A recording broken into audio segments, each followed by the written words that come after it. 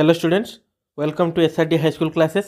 तो पे आज आम षष्ठ श्रेणी गणित बही त्रयोदश अध्याय जार ना हूँ ज्यामितिक अंकन तार अभ्यास कार्य 13.6 समाधान करवा।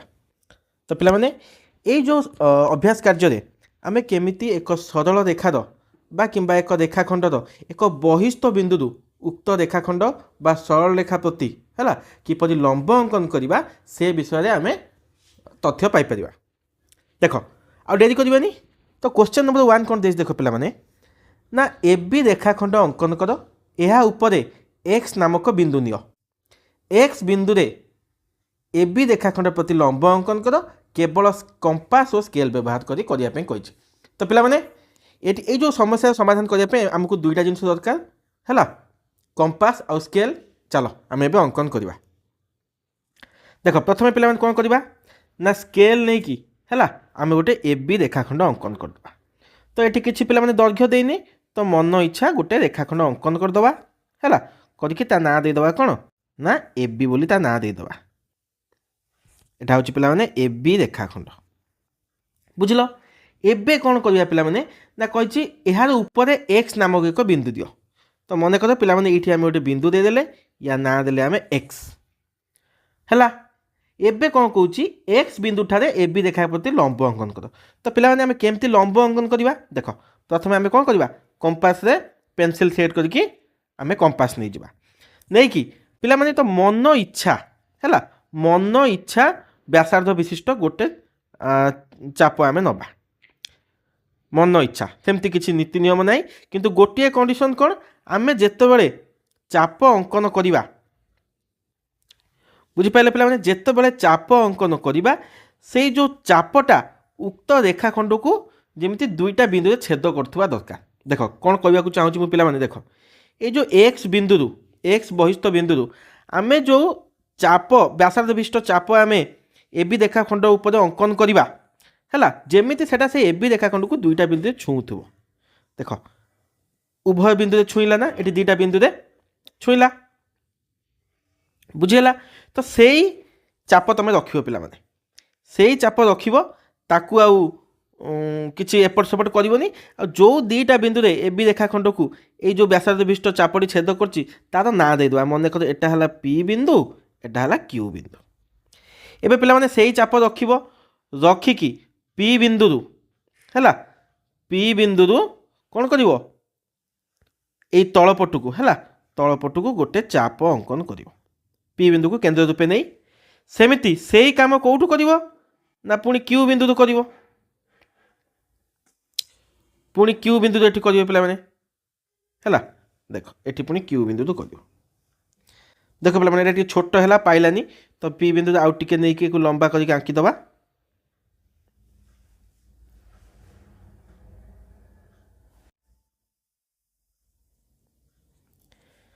देख पे दुईटा जो चाप आम अंकन कले से माने परस्पर को एक बिंदु छेद कर बर्तमान स्केल साहाय्य यही बिंदु सहित एक्स बिंदु को जोड़िकी है लंब अंकन करवा।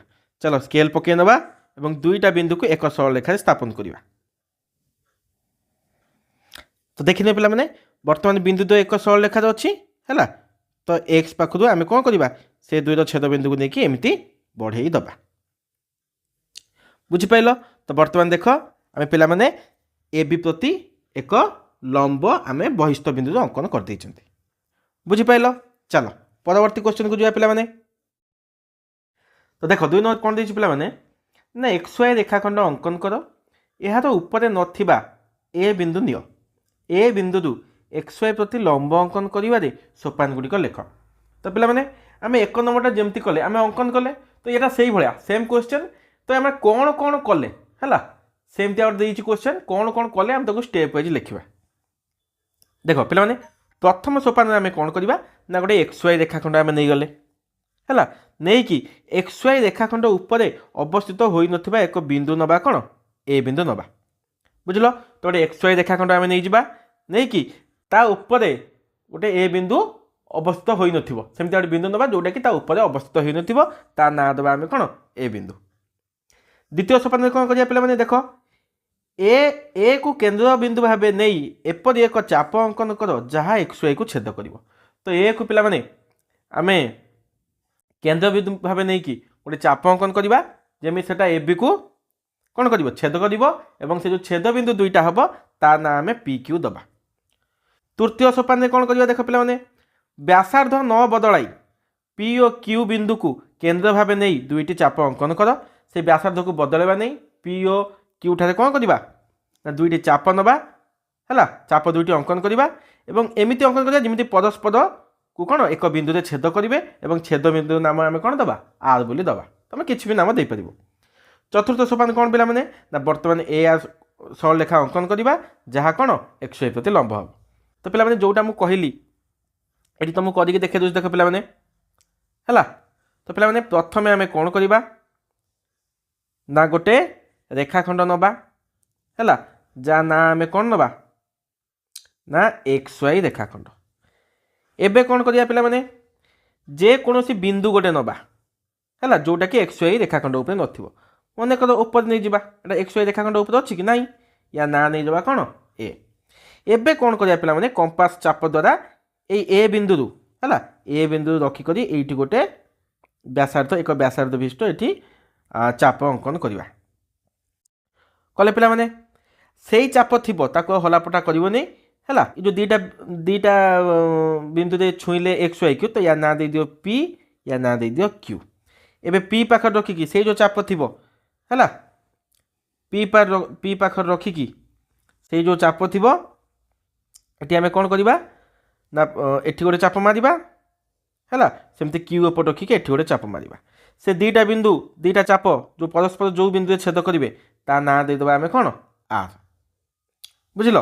एबे कौन करवा पिला माने ना ए आर सरल रेखा अंकन करवा सरल रेखा अंकन करवा बुझी पाइल।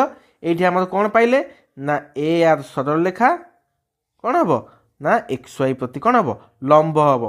तो यहाँ कि चिन्ह पिला माने यहाँ हूँ लंब चिन्ह एक्स वाई रेखाखंड प्रति लंब हम बुझीपाल।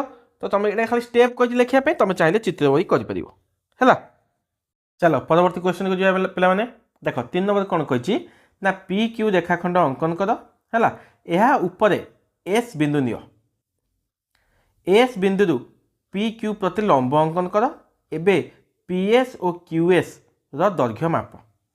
अच्छा पी क्यू रेखाखंड करवा यह उपर कौन नवा ना एस नामक एक बिंदु नवा।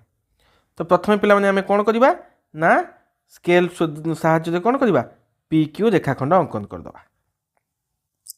तो या ना दे दियो पिला माने पी है या ना है क्यू से कही या ऊपर गोटे बिंदु नवा या ऊपर आम एस नामक गोटे बिंदु नवा है।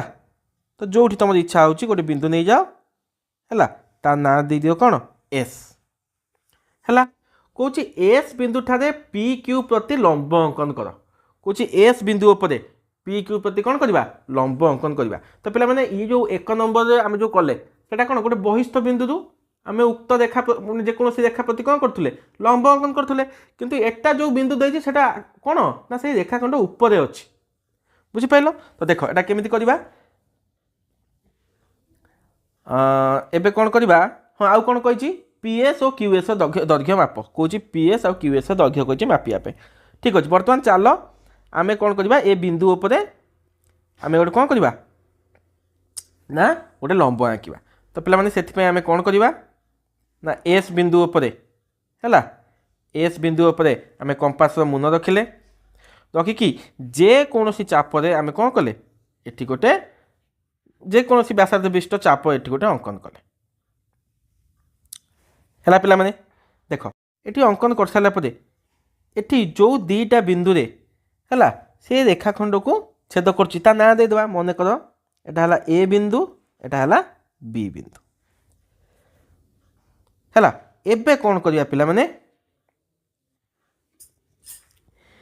आमे ए बिंदु कौन करवा जेकोसी है जेकोसी व्यासार्ध विशिष्ट आउ गोटे चाप ये ऊपर अंकन करवा ए को केंद्र बिंदु नहीं। तो ये आम अंकन कले गोटे चाप है ठीक ये जो कम कले बर्तमान बी बिंदु आम से कम करवा से समान व्यासार्ध विशिष्ट चाप गोटे अंकन करवा। देख दुईटा चाप परस्पर को छेद कले जो बिंदु छेद कले ता ना गोटे दे दियो है या ना जेड बोली दे दियो। वर्तमान कौन करिया पिला माने स्केल साहाय्य रे एस आउ जेड को कौन करिवा ना परस्पर को संयोग करिवा। तो देख पिला माने एस आउ जेड वर्तमान एक सरल रेखा अवस्थित कले है। चलो वर्तमान से दुई जन को संयोग करिवा है पिला माने। वर्तमान आम कौन कले ना ये जो जेडेस वर्तमान आम कौन कले जेडेस लंब आंकिले का प्रति ना पी क्यू प्रति आंकिले से कथा कही ना आमको करने ये कथा कही करने एबे कौन कही आमको आउ गोटे कथा कही जे पीएस आउ क्यूएस दैर्घ्य माप एबे कहला पीएस आउ क्यूएस दैर्घ्य माप। चलो आम देखा पीएस केते होउची हैला आउ क्यूएस केते होउची पीएस केते होउची आउ क्यूएस केते होउची। चलो आम बर्तमान स्केल पकई मापी दवा। तो देख पिला माने वर्तमान पीएस दैर्घ्य केते होउची पिला माने स्केल पूरा भल से साइज करी पके दवा। देख पीएस दैर्घ्य केते होउची ना होउची 6.8 सेंटीमीटर पीएस केते हला 6.8 सेंटीमीटर। सेमिति क्यूएस केते काढिबा अच्छा क्यूएस केते होउची पिला माने क्यूएस होउची केते 7.567 7.7 सेंटीमीटर बुझी पाइल आ कुछ असुविधा नहीं है। चलो परवर्ती क्वेश्चन को जा पिला माने देख परवर्ती क्वेश्चन कौन कही पिला माने ना 9 सेमी दैर्घ्य एक रेखाखंड अंकन कर यार नाम एबी दियो एबी उपरे अवस्थित नथिबा एस बिंदु नहीं एस बिंदु रु एबी प्रति लंब अंकन कर। तो पिला माने एटा 1 नंबर भलिया है किसी असुविधा नहीं। चलो प्रथमे आम कौन करवा ना गोटे 9 सेंटीमीटर दैर्घ्यर रेखाखंड अंकन करवा। चलो 9 सेंटीमीटर दैर्घ्य रेखाखंड बर्तमान आम अंकन कले है करी या ना कही कौन दवाई या ना कही एबी दवाई दे दियो या ना एबी। अच्छा पुणी कौन कही ना एबी उपरे अवस्थित नथिबा एस बिंदु नियो। चलो गोटे बिंदु एठी नबा जे कि एबी उपरे नहीं ता ना दबा आम कौन एस।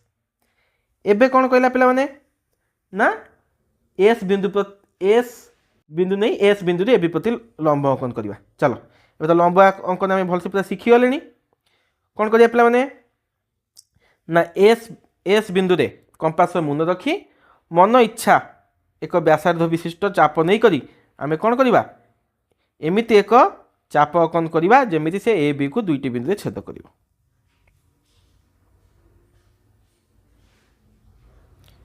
देख पिला माने वर्तमान एटा ए बी को दुईटी बिंदु रे छेद कला कि नहीं कला है या ना दे दियो मन कर एटा होची पी बिंदु एपटे रहिला एटा केटा क्यू बिंदु है से चाप थी पिला माने से चाप थी है। वर्तमान आम क्यू बिंदु को केंद्र रूपे नहीं है क्यू बिंदु को केंद्र रूपे नहीं एठी एक चाप अंकन करवा है। पुणी ठीक से काम कौटी करवा पी बिंदु रे है एठी कौन करवा पी बिंदु को केंद्र रूपे नहीं एठी भी गोटे चाप अंकन करवा।